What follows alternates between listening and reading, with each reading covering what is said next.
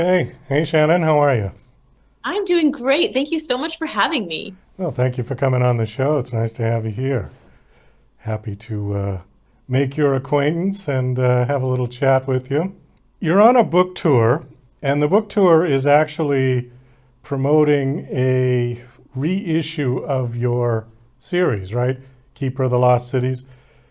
And it came out Yeah, in it's like a readaptation of the book in graphic novel form. graphic novel form. Okay. I did want to touch on graphic novels generally speaking, because when I grew up, they were called comic books and they were for kids. And no serious literary people would consider a graphic novel to be literature, right? It was just Right. a thing for kids. Now they've gained this whole new level of respect, I think, because there are some that are coming out that are incredibly complex, that are made for adults, and it seems to be kind of a new medium. I've had several guests on who have done what you've done. They've taken their book series and converted it. So the question to you is why? Why did you decide to do that? Well, for one thing, this is like a total author bucket list thing for me. I love graphic novels and I love art in general. I started out as an art major in college, and so getting to have an artist draw every scene in my book is just like I'll be nerding out for years on this. And it's one of those things where not every series gets to have it because graphic novels are very expensive to make with the full color and everything. And so it really is a kind of a leap of faith from a publisher to take a chance on that. And it took a while before we got there. And when Simon and Schuster finally said, "Yep, we'll do it," I promptly did a happy dance. Which thankfully no one was there to witness. But it's one of those things where yes, it also opens up the story to readers that prefer the graphic novel format, and especially because the books are quite long. The even book one, which is the shortest of the series, is 484 pages, and so in fact that's something that I did have some pushback on in the beginning of the series days. I had educators kind of saying, "Oh, this series isn't reluctant reader friendly. We really are looking for something that could be a gateway for younger readers to fall in love with reading, and getting them to pick up a 484 page book can be a challenge." And so it's interesting to be on the other side of it now. Now I have this graphic novel that is incredibly reluctant reader friendly. And then I'm getting people saying, "Ooh, but some gatekeepers don't like graphic novels. What do you think of that?" And I'm like, wow, well, for them, I would say, here is the prose book that is 484 pages. And for your reluctant readers, here we go. We've got the graphic novel. And what's so great is that it gets to exist in both of those formats for whatever kind of reader preference there is. But in no way should you think that the graphic novel is a simplified version of the prose novel.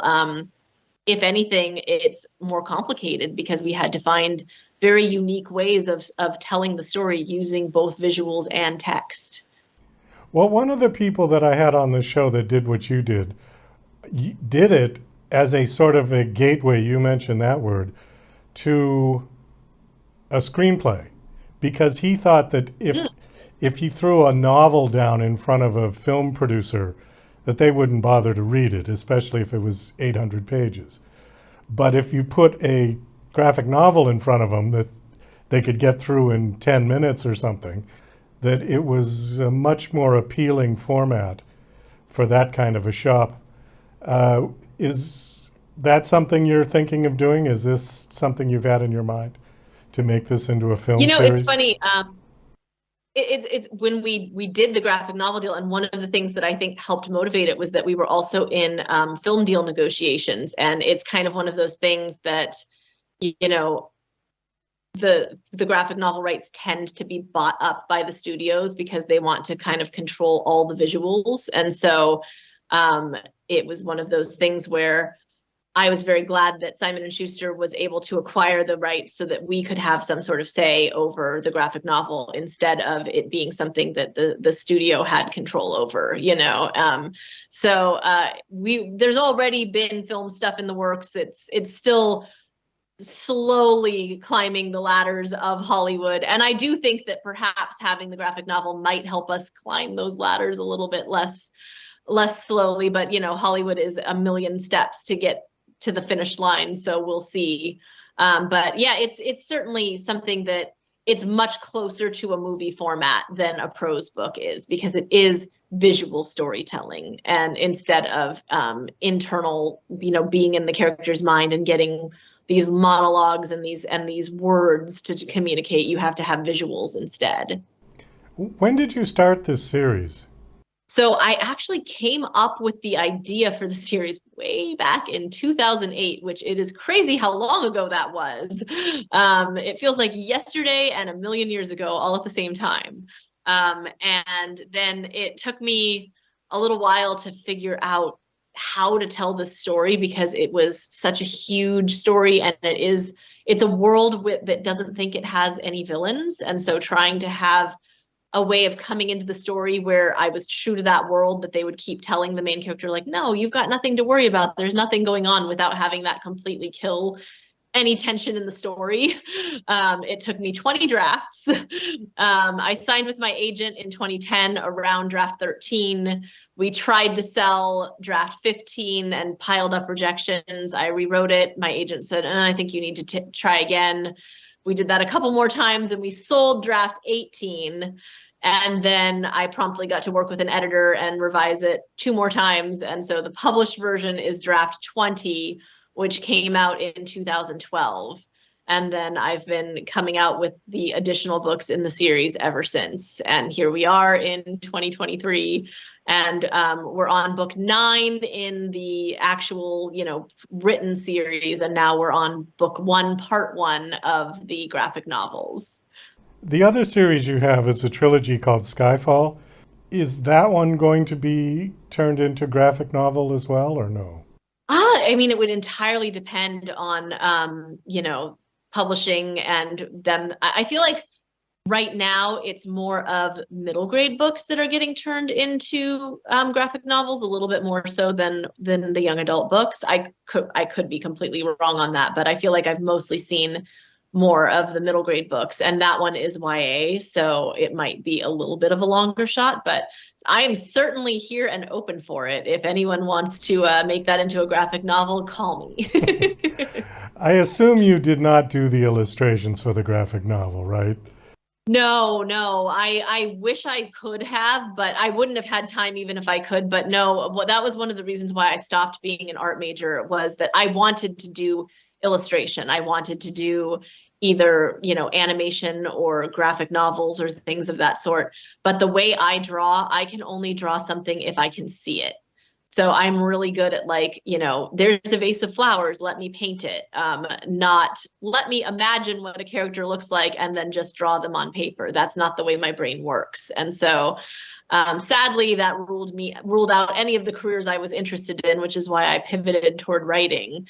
But it's really fun to get to work with artists who can draw that way. I want to crawl inside their head and figure out, how do you do this? I've tried so hard to do this and I can't do it. And it's just amazing that they can. Well, did they capture the essence of your characters? I mean, when they showed you what they've drawn, did you say, oh yeah, that's it? Or did they miss? Absolutely. I mean, it's funny. There were a couple of, like, side characters that when they first sent the sketches, I was just like, I don't think they quite got that one right. But the core characters, they nailed them right from the audition. And that was why we went with them. I was like, I'm not going to have to give this artist too many notes. Like, they clearly got it. They nailed this right on the first try. And just to be clear, those characters, the couple of side characters, where at first it wasn't right, they went back, took some feedback, and got it perfect. So by the time what you're seeing in the graphic novel, everything is good, everything is right. Okay, according to this bio sheet that I've got, it says that half of the series was put into graphic novel form. How many is that? That couldn't be just one, right? I'm wondering if that might have been like an error. This is half of the first book. Oh, half So of the half first of the book. first book of the series. So that's why it's part 1. It's the series name is Keeper of the Lost Cities, and the name of book one is Keeper of the Lost Cities. So that might be where the confusion happened. Okay. So this is half of book one, Keeper of the Lost Cities. And it was in large part because, as I said, the first book is 484 pages, and graphic novels tend to land a little bit more around the like 250 mark. This one is already a little bit longer at over 300 pages, and it's only half the book. So we just decided, we tried to look at cutting it down and seeing if there was a way to fit the whole book into one graphic novel, but it just didn't work out. It ended up feeling very rushed and very like just plot points, no emotion at all. And we realized that if we wanted to do it well, if we wanted to create something that readers would, really respond to and be happy with, we needed to split it into two books. And so that's why we're having part one right now, and then you'll get part two as soon as the artist is done tackling the Herculean task of getting all those pages illustrated. We've got just about 2 minutes, and I'm kind of working in reverse here, but I wanted to ask you a couple of points of your personal life. On your Facebook page, it said Cupcake Addict. I mean, I've never met a cupcake I don't like. I try to not let myself eat too many of them because I'm sure they probably are not the most nutritionally balanced meal. But yeah, I love me a cupcake. Do you make them yourself, or do you just buy them at the supermarket? Both. I try to, if I'm buying them, I try to, like go to a good bakery and get myself like a really like one of those gourmet kind of cupcakes. But I love to bake. Baking is kind of like my self-care. If I'm having a stressful day, I want to go into the oven not into the oven. I want to go into the kitchen. You can tell I've been doing this a lot. My brain's a little slap happy. I want to go into the kitchen and, get sugar and flour and butter and turn it into something yummy and make my whole house smell like baked goods, because that is my happy place. With me, it's fudge brownies. Oh, yes. Those are also, honestly, I am an equal opportunist when it comes to baked goods. I've never met a baked good I don't like, so. And I guess the last one I wanted to hit on here was it said an embarrassing number of cats. So how many is that? Well, now it's not as bad. When I first wrote that line in the bio, I had 6, but over time I have had to say goodbye to 3 of them. So now I am down to 3, but they are rather large cats, and so the amount of cat fur in my house, no matter how many times I vacuum or run lint rollers over things, is rather embarrassing. I really can't leave the house in black pants ever because there will be cat fur on them. So I still think it counts. I still stand by the embarrassing number statement. Well, Shannon, we got to wind this down. Thanks so much for coming on. Again, Keeper of the Lost Cities, is that out and available? It will be as of November 7th. November 7th. So okay. Just coming Tuesday. Okay. Sounds good. Last question. Do you have a website you want to give out? Yeah. So my author website is shannonmessenger.com. And you can also find lots of information about Keeper of the Lost Cities at keeperofTheLostCities.com. Well, again, thanks so much for coming on the show. It was nice meeting you and talking to you, and best of luck. I hope this all goes well. Thank you so much for having me. This was a great way to end my day of media interviews. Go have a cupcake. Yes, I will.